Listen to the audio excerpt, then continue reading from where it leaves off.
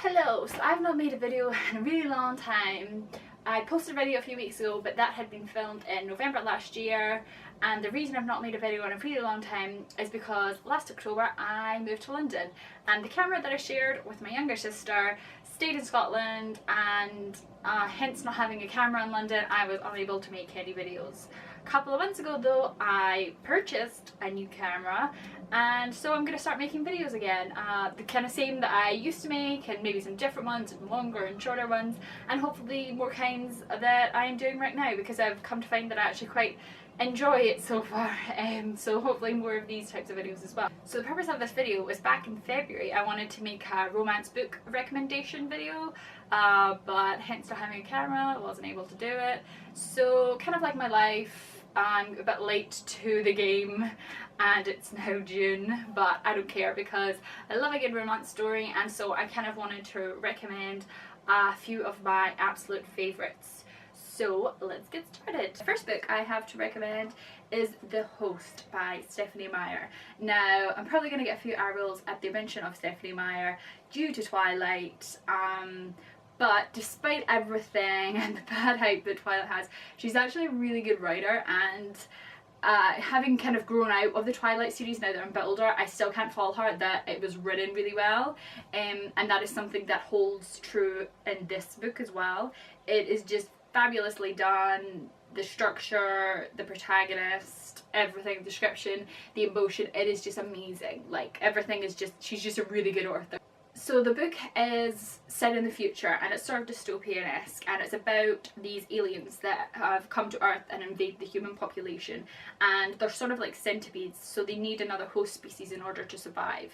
So they start invading the human beings and taking over their bodies and their minds, and the human population is slowly dying out, and they're starting to, the hosts as we'll just call them, have started to eradicate the human species, are actively hunting us down as well. The book kind of focuses around the last human survivors and how they're being hunted down by the hosts, or the souls as they're called in the book, and how they're kind of struggling surviving in a world that isn't their own anymore. And the one thing that I kind of loved about this book was the hypocrisy of the souls, because they come to the new planets and they think they're bettering the planets, and they're really peaceful to civilization. They do genuinely better the world because there's no hunger or famine. Look after each other, and they don't work to gain money, they work to look after their fellow beings. So in that sense they do,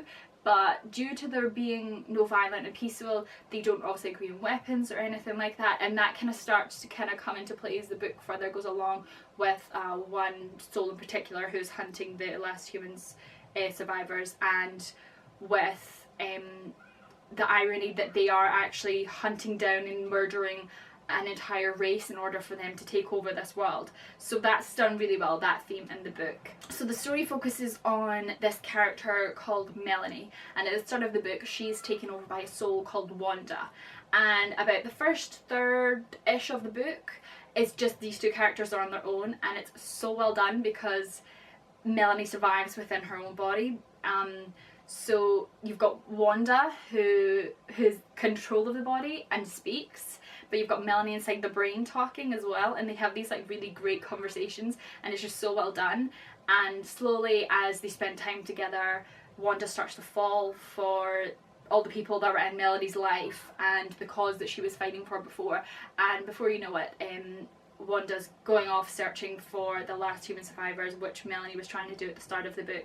And yes, obviously as it's a romance book, the romance kind of comes into it, and Wanda starts falling for the man that Melanie was in love with, Jared, and it's sort of, it becomes a square, and I'm not going to tell you why it becomes a square, but because that will spoil it, but it's a square, not a love triangle, and it's just really complex because there's two girls in this one body, and oh my god, it is just done so well. You have to read this. I recommend it to all people all the time because it's just so well done, although it is sort of sci-fi-esque. And like I said before, it's like 600 odd pages, so if you don't fancy a romance book that's long, then yeah, probably not this one. But if you're looking for something with like great story and a lot of flesh to the story and the kind of subplots and great themes and great characters, then I will definitely recommend this as an awesome book to read. Up next is Samantha Young with the On Dublin Street series. It is such a good series, and I recommend starting at the start of this series with, it's called On Dublin Street. These are the last 2 books currently in the series. I just got this one, haven't not read it yet, I'm so excited to read it. So this one's Echoes of Scotland Street and this is Moonlight on Nightingale Way. But yeah, these are the last 2. So anything in this series, it doesn't have to be read in order. You can read them whichever which way, but all the characters feature in all the books. So it's probably best to start at the start, but the first one is so good. On Dublin Street series is obviously a set of books set in Edinburgh and Scotland, and they're all kind of they're obviously all romances, and each book kind of focuses on a different theme in terms of romance and giving yourself to another person and the kind of struggles that people face in order trusting and loving each other. So it's kind of like a good contemporary type of way to look at love. So On Dublin Street starts with Joss, and she's a young woman who has come over to Scotland to study university, and the book starts when she's graduated and she's trying to find a new place to live, and her new flatmate's brother Braden, she meets him and they kind of like, they clash at the start as they tend to do, and she's very reluctant and hesitant, has trust issues due to her family dying in a car crash and how she handled it back when she was a teenager. And so it's kind of him trying to like break down her trust barriers and her learning to trust and accept somebody else and kind of letting in this new family that happens on Dublin Street with all the characters. They all become this big kind of lovely family. So this is kind of like a great contemporary romance. They're so addictive and you read them so fast. They're not like, they're easy reads in terms that you just speed through them, but they are quite complex and they do like face really good issues. They do have a lot of substance to them. They're really well written and she's such a good author. She's a Scottish author, so you know, I'm not being biased or anything. So moving to London, as you can imagine, I wasn't able to bring a lot of my books with me. A lot stayed in boxes back in my home in Scotland. Like on Dublin Street series, I don't have the start of that series with me. I only have kind of the last 2 books. The other books are in a box back home. So this book I currently don't have with me. It is called Cilia Ho, How to Fall in Love, and I don't have it because I gave it to one of my sisters as soon as I finished it, and she kind of has it on her bookshelf, which I think she just read as well, and she said she really liked. I don't think she liked it as much as me, but it is honestly such a good book. This is the first book that I picked up of hers. She's obviously the author of P.S. I Love You and the book that just came out in a film version with Sam Claflin and Lily Collins. It's called like Love Rosie or something, but it had a different book title. But anyway, yes, so this is the author of those 2 books, and she has tons more. And due to loving this book so much, I actually picked up another one of her books, which I really did like as well. But this one I just absolutely loved. It's just such a beautiful, lovely love story. It's just, oh, I can't talk about how like well it was done, and it's just, you just kind of like flow through it, and it's just lovely. That's the only way I can think to describe it.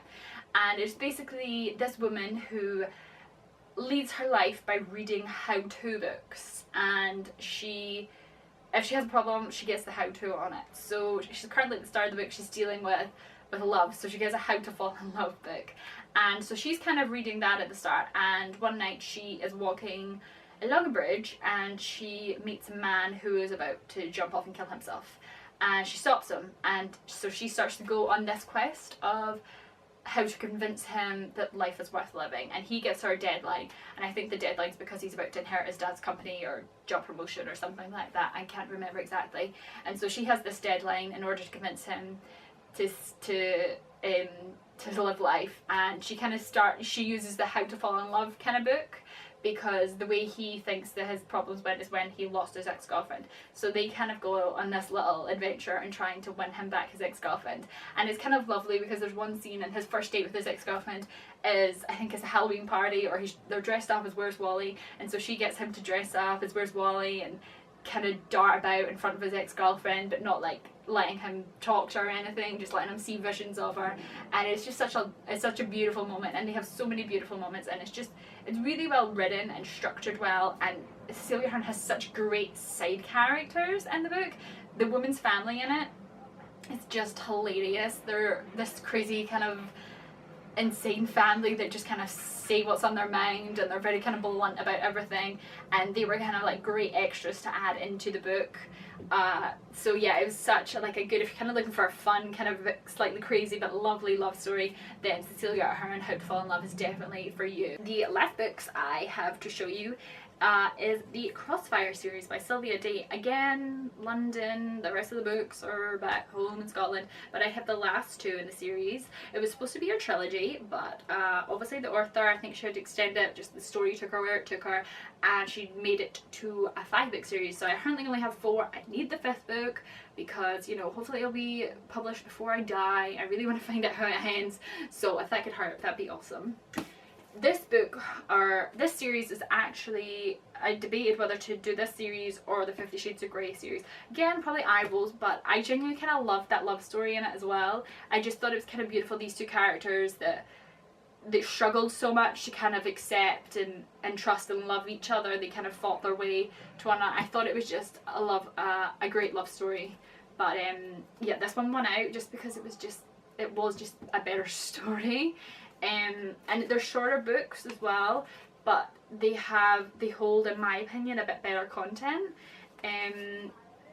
Basically the story, this is like a contemporary love story, and it does follow along the same patterns of 50 Shades of Grey, in terms that it's kind of this billionaire who kind of owns a lot of New York, and the girl is new to New York, and she comes from money as well, so there's not kind of like any of the money-esque issues there, because she comes from a wealthy family as well. And she works in his building. She's an intern in a marketing firm or something, so she doesn't work in his company, but she works in the same building that he owns, and that's how they meet each other. And instantly when he meets her, he is attracted to each other, both attracted to each other, and they feel this kind of instant spark, but all he's interested in is having sex with her. But due to problems in her past, which I'm not going to talk about because they might spoil it for people, she has trust issues and can't really, she can't engage in a relationship like that just for sex. She would need somebody to care about her and respect her, and it couldn't just be about that for her. So he kind of embarks in this mission to try and get a mutual relationship where they're both happy, and then it kind of embarks into love for them both. But they both have these kind of dark pasts, and they both have to kind of fight through them in order to be together with each other. And it's kind of a struggle, but you love fighting the struggle with them, and you really want to see them happy at the end of each book and the end of the series in general. They're just really well done, and the characters are really well rounded in the sense that they are like real people. They have flaws, they have wants, they have desires, but they have their good qualities, and they have the reasons that you root for them, want to fight for them, and make them likable. And I think that's something that 50 Shades of Grey faulted on, that the female character wasn't as well done as she could have been. But in this book series, she is so well done, and it's just such a great book series. So I definitely recommend, if you want kind of like something 50 Shades Grey-esque but done, a lot better, then I would definitely recommend the Crossfire series by Cilia Ho. So this is my romance recommendations for you. It's just a short wee pile, but it is my absolute favourite love stories, and I love all of them so much, and I enjoy reading them all so much, and I would definitely reread all of them. So yeah, I can definitely stand by my choices. So hopefully, if anybody's looking for a good romance to dive into, whether it be short, fast, depth filled, or long, then I'm sure you should find it in this wee pile. And I look forward to seeing you next time with another video. Bye!